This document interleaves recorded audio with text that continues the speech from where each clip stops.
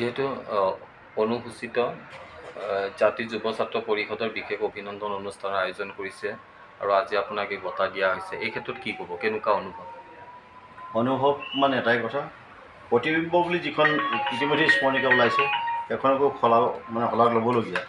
আৰু আমি এইবিলাক এখন চানেকি, এখন আমাৰ বুৰঞ্জী, এখন আমাৰ থাকিবই লাগিব। যদি স্মৰণিকাখনেই নোলায় তেতিয়াহ'লে আমাৰ অতীত কথাবিলাক ৰৈ নাযাব। সেইটো কাৰণে স্মৰণিকাখন ওলোৱাটো খুব জৰুৰী। তাৰ উপৰিও অনুষ্ঠিত যুৱ পৰিষদক মই ধন্যবাদ জ্ঞাপন কৰিছোঁ। অনুসূচিত জাতি জনজাতি সকলোৱে যাতে সমন্বয় হৈ অসমৰ উন্নতিৰ হকে কাম কৰে, জাতি জনগোষ্ঠীৰ হৈ কাম কৰে, তাৰে মই আশা কৰিছোঁ। আমি সমিল মিলি এখন বৰ অসমৰ গঢ়াৰ যি প্ৰয়াস কৰিব লাগে, এই প্ৰয়াসটো আচলতে আমি সদায় অক্ষুণ্ণ ৰাখিব লাগিব। সেইটোৱে কথা। যিহেতু অনুসূচিত জাতি যুৱ ছাত্ৰ পৰিষদৰ বিশেষ অভিনন্দন অনুষ্ঠানৰ আয়োজন কৰিছে আৰু আজি আপোনাক এই বঁটা দিয়া হৈছে, এই ক্ষেত্ৰত কি ক'ব, কেনেকুৱা অনুভৱ মানে এটাই কথা, প্ৰতিবিম্ব বুলি যিখন ইতিমধ্যে স্মৰণিকা ওলাইছে সেইখনকো শলাগ ল'বলগীয়া।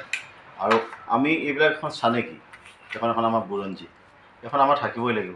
যদি স্মৰণিকাখনেই নোলায় তেতিয়াহ'লে আমাৰ অতীত কথাবিলাক ৰৈ নাযাব। সেইটো কাৰণে স্মৰণিকাখন ওলোৱাটো খুব জৰুৰী।